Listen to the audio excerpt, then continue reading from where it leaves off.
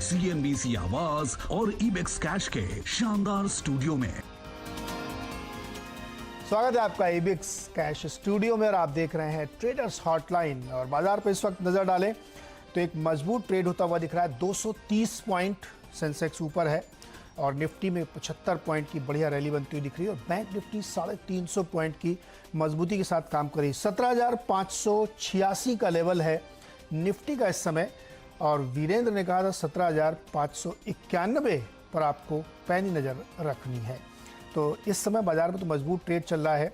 Futures में कहाँ मजबूती आ रही है? Birla soft mid cap IT company है 5.5% ऊपर, पिरामल एंटरप्राइजेस 5.5% ऊपर, स्ट्राइड्स फार्मा जबरदस्त तेजी इसमें दिख रही है और सीमेंस की हम चर्चा कर रहे थे 4.5% की तेजी सीमेंस में है और कोफोर्स भी 5600 के करीब पहुंचने की कोशिश कर रहा है। निफ्टी में टॉप गेन पे है टेक महिंद्रा 3% ऊपर, एक्सिस बैंक 2.5% ऊपर और निफ्टी में जो वीक ट्रेड है वो बजाज फाइनेंस का है करीब 2% कमजोरी के साथ 7327 पे ट्रेड करता हुआ दिख रहा है। तो आपके तमाम सवालों के जवाब दिए जाएंगे और उन सवालों का जवाब देने के लिए हमारे साथ हैं सर्वेंद्र श्रीवास्तव। सर्वेंद्र नमस्कार। और आज तो एक बढ़िया ट्रेड दिख रहा है, निफ्टी में मजबूती के साथ कारोबार कर रहा है, तो लॉन्ग ट्रेड बनाएंगे आप क्या? नमस्कार नीरज जी। जी बिल्कुल, देखिए जो लास्ट हफ्ते के कुछ क्रिटिकल लेवल्स थे वो निफ्टी ने जो एक ट्रेंड रिवर्सल लेवल्स होते हैं शॉर्ट टू मीडियम टर्म वो क्लियरली निफ्टी ने आज निकाल ली। हमारा भी मानना यह था कि 17,750 17,756 वो एरिया में हमारे स्टॉप्स थे और ये था कि अगर वो लेवल्स नहीं निकलते हैं तब तक बाजार में नरमी रहेगी। बट अब निफ्टी ने वो लेवल्स निकाल लिए हैं। बैंक निफ्टी ने अपने कंपेरेबल लेवल्स अभी नहीं निकाले हैं बट निफ्टी ने वो लेवल्स निकाल लिए और मेरा मानना यह है कि अभी निफ्टी में अब ये जो बाउंस बैक है और ये जो उछाल है अब ये थोड़ा लंबा भी चल सकता है और यहाँ से आपको इस उछाल में ऊपर में जो रिट्रेसमेंट है वो थोड़ा ज्यादा भी मिल सकता है। तो मेरा मानना यह है कि अगर अब यहाँ से मैं पकड़ के चलूं तो अपसाइड्स खुल गए हैं, तकरीबन 17,800 17,900 के लेवल्स में निफ्टी पहुंच सकता है। तो मेरा मानना यह है कि जब तक आज का ये बुलिश गैप आप देखिए जब तक ये ओपन है और तकरीबन जो आप देखें आज जो बुलिश गैप ओपनिंग हमारी हुई है तो उसके नीचे उस एरिया के नीचे गैप एरिया के नीचे स्टॉप लॉस रखें, बाय करके चले निफ्टी में। तो मैं बोलूंगा कि 17,544.40 स्पॉट में ये एक स्टॉप लॉस लेके चले जो कि हमारा पहले का रिवर्सल लेवल के आसपास ही है और निफ्टी में 17,800 17,900 के लिए खरीदारी की जा सकती है। तो धीरे धीरे क्या ये अपने पुराने शिखर की तरफ पहुंच रहा है क्या? देखिए नीरज जी, आज तो डे 1 है। देखिए रिवर्सल का डे 1 है, नो डाउट। आज गैप में ये लेवल्स निकले हैं तो आई थिंक इसको 1-2 दिन दे देते हैं। फिलहाल तो ये लग रहा है कि डेफिनेटली निफ्टी में उछाल थोड़ा और चल सकता है। तो मैंने आपको बोला कि 17,800 17,900 के स्तर भी यहाँ पे आ सकते हैं।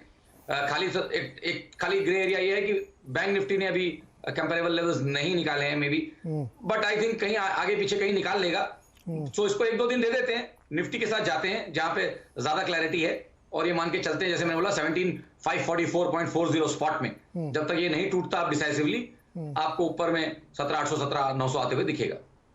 ओके अच्छा, कोई स्टॉक पिक भी आपकी है? जी बिल्कुल, आई थिंक आज जो मैं लेके चलना चाहूंगा वो है BEL। आप देखिए स्टॉक एक बढ़िया अपने medium term average short to medium term average पे स्टॉक का एक बढ़िया कंसोलिडेशन हुआ। मेरे levels cash market spot market के हैं तो वो जरूर ध्यान रखें। तकरीबन 209-240 के आसपास BEL चल रहा है। मेरा मानना है कि ऊपर में आपको 218 और 220 ये लेवल्स BEL के लिए आते हुए दिखेंगे और अगर आप वो ट्रेड ले रहे हैं तो 204.40 पे स्पॉट पे आपका एक स्टॉप लॉस रहेगा। 204 के स्टॉप लॉस के साथ BEL में ट्रेड लिया जा सकता है। सर्वेंद्र को पसंद आ रहा है। चलिए सवाल जवाब की तरफ बढ़ते हैं। अब रोहतक से जितेश हमारे साथ जुड़ रहे हैं। जितेश नमस्कार, सवाल पूछिए अपना। नमस्कार, मेरा सवाल है बैंक ऑफ बड़ौदा के लिए 125 का बाय है मेरा 1000। सर्वेंद्र, बैंक ऑफ बड़ौदा 94.40 पे इस समय ट्रेड कर रहा है और इनकी बाइंग जो है 125 की है, क्या करना चाहिए इनको? देखिए PSU बैंकिंग स्पेस हमको रिस्क रिवॉर्ड बेसिस पे प्राइवेट से पहले भी बेहतर लगता था और अभी भी लग रहा है। नो डाउट इसमें थोड़ा सा जहां इन्होंने लिया है थोड़े इस पर्टिकुलर सेटअप में आई थिंक थोड़ा अपर लेवल्स पे इन्होंने ले लिया है। बट मेरा मानना यह है कि एक अच्छा पुल बैक यहाँ पे बना है, एक short to medium term bottom के संकेत मिल रहे हैं। तो अब ट्रेड में क्योंकि ऑलरेडी बने हैं तो आई थिंक बने रहें और मेरा मानना है कि उसमें ट्रेलिंग स्टॉप लॉस जरूर लगा लें।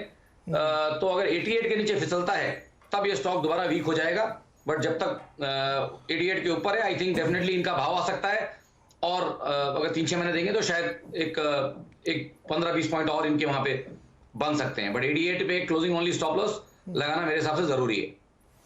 ओके, स्टॉप लॉस लगा के इस पे ट्रेड करिए, ये आपके लिए बहुत ज़रूरी है। अच्छा, धनंजय जी जो कोल्हापुर से हमारे साथ जुड़ रहे हैं, उनको BEL पे इनकी कॉल है। अभी आपने आज की कॉल भी दी थी, धनंजय से पूछते हैं क्या सवाल। धनंजय, सवाल क्या है आपका? हेलो जी सर, मेरा BEL है, उसमें मेरे 3000 के आसपास शेयर है, ये 211 के 11-12 के आसपास की खरीदे, उसमें क्या करना चाहिए? सर्वेंद्र, इन्होंने तो उस जगह लिया जहां पे आज का टारगेट बनता है जी।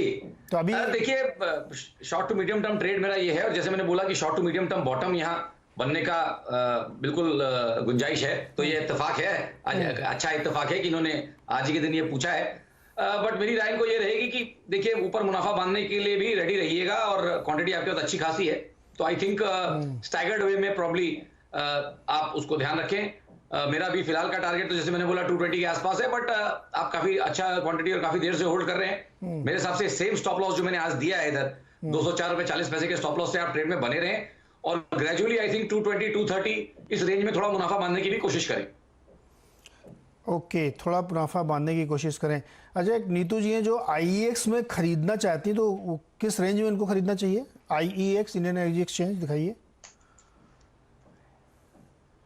देखिए नीरज जी, स्टॉक वॉलेटाइल और चॉपी, और अगर इनका ये ट्रेडर प्रोफाइल है, अगर क्योंकि ये मेरे हिसाब से स्टॉक एक वॉलेटाइल और हाई रिस्क कैटेगरी का ट्रेड रहता है, और सबके पास इसको ट्रेड करने की जो नेचर रहती है वो नहीं रहती है, बट आई थिंक अगर लेने की बात कर रहे हैं तो थोड़ा वाइड आएगा मेरे हिसाब से टारगेट। अगर सेफ जोन बोले लेना है और लेने की बात करें तो 220-230 के आसपास मुझे यहाँ पे रिस्क रिवॉर्ड्स बेहतर दिख रहे हैं, और वो मेरे को एक सेफ एरिया दिख रही है। तो अगर लेने की सोच रहे हैं तो उस रेंज का मेरे ख्याल से 230 एंड अराउंड उसका वेट कर लें। ओके, उसका थोड़ा सा वेट करें अगर आपको खरीदारी ही करनी है और इसी स्टॉक में करनी है। हुबली से माधव गोखले मेरे साथ जुड़ रहे हैं। माधव जी नमस्कार, सवाल पूछिए अपना।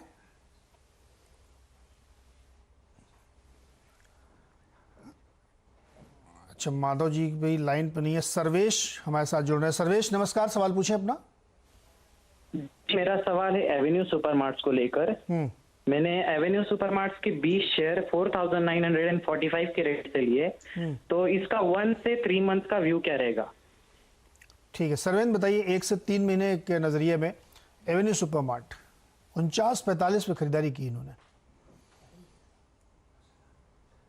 देखिए टाइम फ्रेम इनका क्लियर है, हमारे भी काम थोड़ा आसान हो जाता है। आई थिंक अगर 1 से 3 महीने की ये व्यू पूछ रहे हैं तो अपने 1 से 3 महीने के एक जो ट्रेडिंग रेंज, जो एक्सपेक्टेड ट्रेडिंग रेंज है उसके बीचों बीच ये चल रहा है। तो मैं मान के चलता हूँ कि 48 के आसपास चल रहा है, और उसकी जो 1 से 3 महीने की रेंज मेरे हिसाब से जो बनती है वो तकरीबन बनती है 5150 और ऊपर में, और नीचे में तकरीबन 4550 4500। तो आई थिंक उसके रेंज के बीचों बीच चल रहा है। मेरे हिसाब से ट्रेड में बने हैं तो बने रहे ट्रेलिंग स्टॉप लॉस से, बट बात यही रहेगी कि ट्रेलिंग स्टॉप लॉस थोड़ा इनको वाइड रखना पड़ेगा। 4550 के नीचे मेरा मानना है कि वो एक अच्छा स्टॉप लॉस एरिया आएगा, और फिलहाल 1 से 3 महीने की रेंज बाउंड मूव में है, तो यहाँ पे बहुत ज्यादा कोई क्लियर डायरेक्शन वाइज व्यू देना मुश्किल होगा। इतना बोल सकता हूँ कि एक 4550 टू 5100 की रेंज है, उसके बीच में चल रहा है ये। मतलब इनके बाइंग प्राइस से बहुत ऊपर जाने की संभावना नहीं है। 1 से 3 महीने में तो सर मेरा मानना है कि 5100-5150 इसके ऊपर जाना मुश्किल। 51 से 5150 के ऊपर जाना मुश्किल है। अच्छा, एक HDFC की अगर किसी ने कॉल ली है 2860 स्ट्राइक प्राइस वाली 36 रुपए पे, तो क्या करना चाहिए उनको? विश्वेश्वर ने सवाल भेजा है ट्विटर पे। HDFC जी, देखिए फाइनेंशियल्स ने थोड़ा तो आज मोमेंटम यहाँ पे पकड़ा हुआ है। मैं वापस क्योंकि लेवल्स जो बढ़िया निकलते हैं वो निकलते हैं स्पॉट में ही, तो मेरा मानना है कि इनका ट्रेड तब तक ही सेफ है जब तक ये 2800 होल्ड कर रहा है, क्योंकि अब टाइम यहाँ पे मुश्किल से 15-20 दिन रह गए, तो टाइम में पिस जाएंगे। मे बी स्टॉक गिरे भी नहीं या चले भी नहीं, बट टाइम में पिस जाएंगे। सो तो नेक्स्ट 3-4 दिन का देख लें सेशन, और अगर 2800 को क्लियरली होल्ड करता है तो ट्रेड में बने रहे। 2800 के नीचे फिसलेगा तो फिर इनका स्ट्राइक इन द मनी आना थोड़ा मुश्किल हो जाएगा। ओके अच्छा, बिरला सॉफ्ट का चार्ट खोलिए सर्वेंद्र। आज ये 511 रुपए पे फ्यूचर्स में ट्रेड कर रहा है, 4.5% की मजबूती है। और जी। बीच में जब करेक्शन आया था तो ये तेजी से गिरा था, लेकिन उसके बाद से लगातार इसने अपने आप को रिकवर किया है। आज कोई ट्रेड बनता है इसमें 509 के ऊपर? देखिए, एक बढ़िया ट्रायंगुलर कंसोलिडेशन से स्टॉक निकल रहा है। आज आप देखें तो मेरे हिसाब से आज थोड़ा चल गया है, तो मे बी थोड़ा कूल ऑफ होए और 490 के आसपास मिले तो एक अच्छा आपको एक रिस्क रिवॉर्ड बेहतर बन जाएगा। नॉट दैट कि यहां से नहीं ले सकते हैं, बट 490 के आसपास आएगा तो आपके रिस्क रिवॉर्ड्स बेहतर हो जाएंगे। उस केस में आप, अगर वो ट्रेड एक्टिवेट होगा तो उस केस में आप यहाँ पे 525 530 के टारगेट्स उस समय आप यहां से लेके चलेंगे, और जब वो ट्रेड अगर आप लेंगे तो उस समय आपको 480 के नीचे एक स्टॉप लॉस भी लगा के रखना पड़ेगा। 480 के नीचे का स्टॉप लॉस लगाएं तभी इस पर ट्रेड करें। प्रेमजीत कुमार जी नालंदा से हैं। प्रेमजीत जी नमस्कार, अपने सवाल पूछे।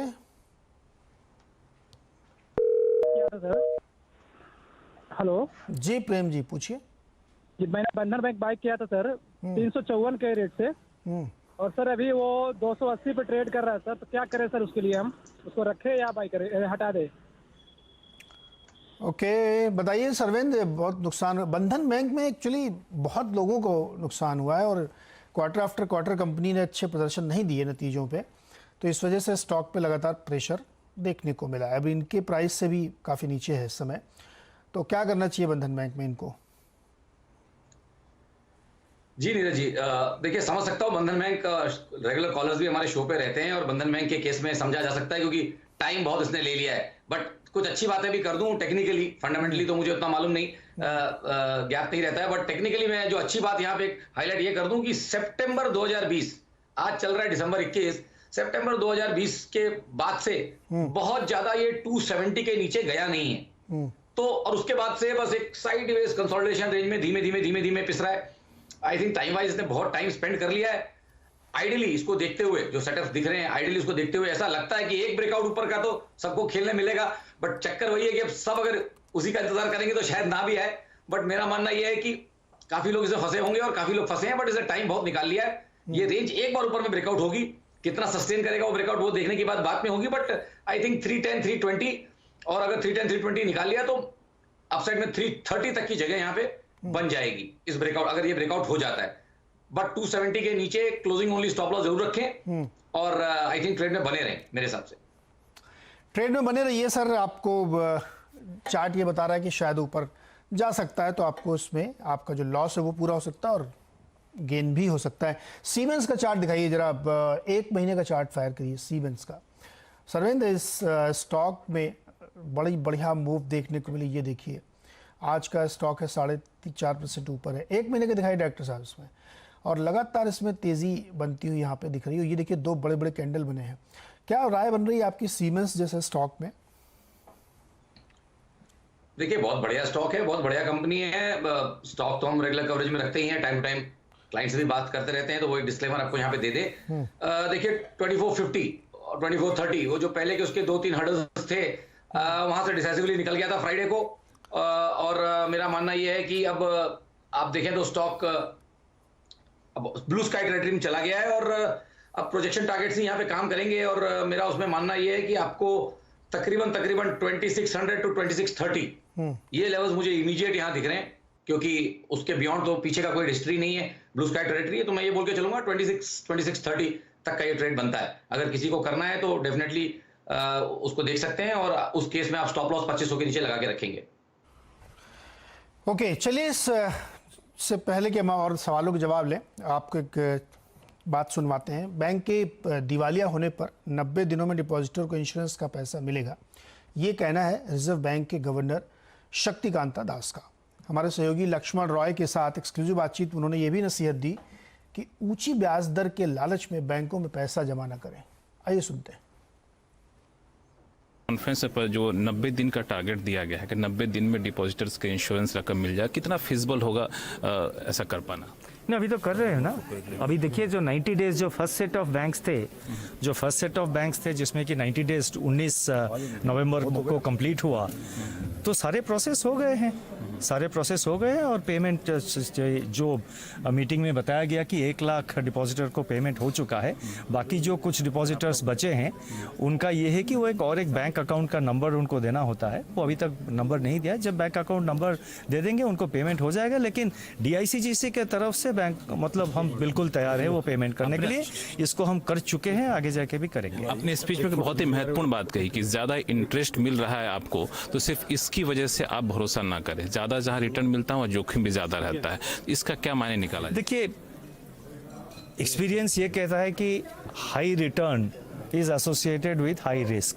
जहाँ पे रिटर्न्स हाई है, जहाँ पे आपको बहुत इंटरेस्ट रेट मिल रहा है, वहाँ पे उतना रिस्क भी ज़्यादा है।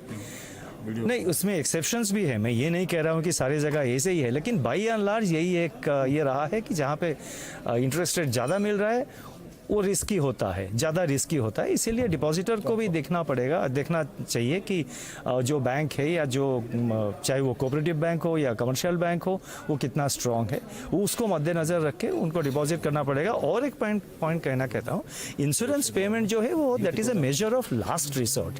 ये नहीं कि हम पहले दिन उसको करना चाहिए, हम लास्ट रिसोर्ट उसको करते हैं। उससे पहले उस स्थिति कैसे ना पहुँचे उसके बारे में डिपॉजिटर्स, बैंक मैनेजमेंट और सबको कदम लेनी चाहिए। और रिजर्व बैंक का यही कोशिश रहा है कि अपना रेगुलेशन और सुपरविजन आगे जाके स्ट्रेंथन किया जाए।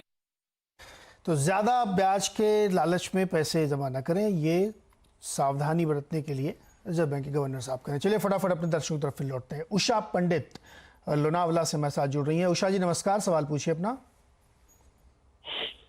मेरे पास मान इंडस्ट्रीज के 100 शेयर हैं सर, मैंने लिए थे। बाइंग प्राइस 141, अभी 104 है। मैं होल्ड करूँ या एग्जिट करूँ सर? सरविंद, कोई राय इस पे आपकी? मन इंडस्ट्रीज पे 146 पे उन्होंने खरीदे। देखिए नीरज जी, स्टॉक एक 4-5 महीने को करेक्शन तो कंप्लीट कर चुका है, बट बात ये भी है कि अगर आप इसका सेटअप देखें तो 2004-5 के बाद से स्टॉक का एक बहुत बड़ा सा एक ट्रेडिंग रेंज रहा है और बहुत 150 रुपए से लेके तकरीबन नीचे में अगर आप देखें तो 3740 40 रुपए से लेके 150 रुपए की इसकी रेंज रही है लास्ट 15 सालों से। तो अब जब तक इतनी बड़ी रेंज है तो आई थिंक उसी रेंज के दायरे में ही मान के चले कि ये रहेगा जब तक उस रेंज को डिसाइसिवली निकाल नहीं पाता, क्योंकि 15 साल से उधर ही फंसा हुआ है। तो इस लेग में तो मुझे लगता नहीं उतनी ताकत है कि उस रेंज को निकाल पाएगा इस सेटअप में। बट यस, बाउंस में इनको तकरीबन 128-130 के लेवल्स यहाँ पे आते हुए दिखने चाहिए। उस समय दोबारा से राय ले लें एक बार।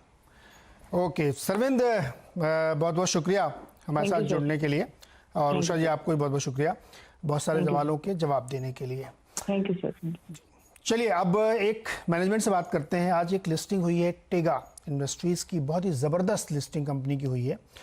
66% प्रीमियम के साथ यहाँ पे लिस्टिंग हुई है। कंपनी इंजीनियरिंग सेगमेंट में, कैपिटल गुड सेगमेंट में है। कंपनी के CFO और director global finance Manoj Kumar Agarwal ji हमारे साथ जुड़े हुए हैं। मनोज जी, बहुत बहुत स्वागत और बहुत बहुत बधाई आपको इस बेहतरीन लिस्टिंग के लिए। और हम लोग इंतजार भी कर रहे थे कि इसकी लिस्टिंग हो, देखते हैं कितना ज़बरदस्त होती है, और बहुत अच्छी लिस्टिंग हुई, बहुत बहुत बधाई आपको। तो यहाँ से आगे का रास्ता, चूँकि जो इन्वेस्टर आता है, जो लोग मार्केट वॉचर है, वो तो बहुत उम्मीद से देखते हैं, और आपका बिजनेस ग्लोबल है, बहुत सारे देशों में आप काम काज करते हैं, तो ग्रोथ के प्रोस्पेक्ट्स अब यहाँ से आगे की बताइए। धन्यवाद इनवाइट करने के लिए। आपने सही कहा कि कंपनी ग्लोबल है, और जैसा कि आपने देखा होगा हम नए सेगमेंट में एंट्री किए हैं जो कि डायना प्राइम प्रोडक्ट है, और उससे हमको बहुत बड़ा मार्केट ओपन हुआ है ग्लोबली। सो ग्रोथ का जो एस्पेक्ट है, हम समझते हैं ग्रोथ जैसे हमने लास्ट ईयर किया है उस सेगमेंट में ग्रोथ हम आगे जारी रखेंगे। And Dyna Prime will be growth engine for us, और डिस्प्रोपोर्शनेटली ग्रो करेगा, and overall growth will be in the range of what we are thinking, we are having from last 3 years in our company। Agarwal साहब, कई देशों में, इलाकों में इस समय नई नई तरीके की चिंताएं भी उभर रही हैं, और चूंकि ये एक बड़ी इंडस्ट्री के लिए काम करते हैं आप लोग, तो कोई आपको उस तरीके की कोई दिक्कत ऐसी दिख रही है? या दूसरा इसी से जुड़ा हुआ सवाल है कि काफ़ी ज़्यादा कामकाज हुए हैं और बहुत ज़्यादा कैपेक्स ऐलान हुए हैं दूसरे देशों में, तो वो ग्रोथ की रफ्तार बनी हुई है या उस पर इम्पैक्ट आता हुआ दिख रहा है? तो पहले प्रश्न का सवाल का जवाब ये है कि हम जो माइनिंग मिनरल प्रोसेसिंग इंडस्ट्रीज में हैं, काफी चैलेंजेस हैं लास्ट 1.5-2 साल से, बट अच्छी बात यह है कि माइनिंग का काम हर जगह चलता है, सो हमारा काम चलता रहा है with some disruption in between. अभी जो चिंताएं हैं सप्लाई चेन की थोड़ी चिंताएं हैं, और जो हम समझते हैं कि थोड़ा ईज आउट हुआ है। आपको भी पता है कंटेनर की अवेलेबिलिटी एक चिंता का कारण है, बट थोड़ा ईजनेस आया है। तो सप्लाई चेन को छोड़ के हमको बाकी जगह से एज सच कोई चैलेंज लगता नहीं है ग्रोथ में। जहां तक कैपेक्स की बात है, नए कैपेक्स आ रहे हैं और ग्रोथ जो फर्स्ट हाफ कैलेंडर का जो ग्रोथ आया है, और आपने देखा होगा कॉपर और गोल्ड का growth unprecedented in last many centuries. Growth भी काफी अच्छा दिख रहा है, एंड इंडस्ट्री ग्रोथ और नया प्रोडक्ट का ग्रोथ के साथ हम अपने आप को अच्छी पोजीशन पर देखते हैं। तो नहीं, तो फिर चूंकि आप ये कह रहे हैं कि बहुत ज़्यादा जगहों से आ रहा है, इसमें ग्रोथ प्रॉस्पेक्ट दिख रहा है और कुछ कुछ जगहों पे प्राइस ईज होता हुआ दिख रहा है इन डिमांड टर्म्स ऑल्सो, तो फिर मार्जिन कैसे आप मेंटेन करेंगे? मार्जिन का ऐसा है कि हमारी जो स्पेयर्स है ये बहुत बड़ा एक्सपेंस नहीं है माइनिंग कंपनी के लिए, बट बहुत क्रिटिकल है। आपने स्ट्रगल देखा होगा कि हम किसी भी सूरत पे मार्जिन मेंटेन कर सकते हैं, because pass on off cost हमारे केस में बहुत टफ नहीं होता है, बिकॉज क्रिटिकल स्पेयर्स है तो कस्टमर्स भी बहुत ज्यादा रिजिड नहीं होते हैं प्राइस पास ऑन के लिए। तो आइदर इंक्रीज और डिक्रीज बोथ द केसेस में हम फेयरली प्राइस पास ऑन करते हैं, और हमको आज तक मिलता आ रहा है और फ्यूचर में भी हमको आशा है कि मिलता आएगा। फ्यूचर में भी मिलता आएगा डेफिनेटली। ये तो एक इंटरेस्टिंग प्ले आपने बताया। एक सवाल और आपसे ये पूछना चाहता हूँ कि वो कौन सी ज्योग्राफी है जहाँ पे आपको सबसे ज्यादा फ्यूचर बिजनेस आता हुआ दिख रहा है? तो अभी हमारी जो ज्योग्राफी जिसपे हम पेनिट्रेट कर रहे हैं वो है अपने नॉर्थ अमेरिका में, बिकॉज डायनाप्राइम जो सेगमेंट है वो जनरली हाई साइज के हाई डाया के मिल में लगते हैं, और ये हाई डाया मिल मेनली नॉर्थ अमेरिका साइड में ज्यादा होता है।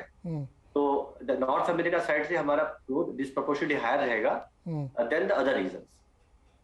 ओके सर, करेंसी का इम्पैक्ट भी समझाएंगे आप, चूंकि आपका बहुत सारा बिजनेस बाहर होता है। तो हमारी जो लोकल मैन्युफैक्चरिंग कंपनियां हैं, जैसे नॉर्थ अमेरिका में चिली है वो लोकल करेंसी में काम करती है, साउथ अफ्रीका में हमारी ऑपरेटिंग टीम वो लोकल करेंसी में काम करती है, तो बहुत बड़ा इम्पैक्ट वहां पे नहीं आता है। और जहां तक हमारे इंडिया से जो बिजनेस होता है हम सारे के सारे हेज करते हैं, तो हमारी हेजिंग पॉलिसी ऐसी होती है कि हम 95% हेज करके रखते हैं at any point of time. So as a company we don't take or play with the forex person. Okay Agarwal साहब, बहुत बहुत शुक्रिया, और एक बार फिर से आपको बहुत बहुत बधाई बेहतरीन लिस्टिंग के लिए, और बहुत सारे इन्वेस्टर्स को अच्छा पैसा इसमें बना है, अच्छी कमाई उन्होंने की है। और जैसा कि अग्रवाल जी समझा रहे हैं कि आगे की प्रॉस्पेक्ट्स भी बहुत ही बढ़िया है और कोई ग्रोथ में दिक्कत की गुंजाइश नहीं लग रही है। तो टेगा इंडस्ट्री इस समय 738 पे ट्रेड कर रहा है 63% की गेंस के साथ। बहुत बहुत शुक्रिया अग्रवाल जी हमारे साथ जुड़ने के लिए। और इसी के साथ ट्रेडर्स हॉटलाइन में भी आपसे इजाज़त लेंगे। ब्रेक के बाद देखिए खिलाड़ी नंबर 1 हर्षदा के साथ।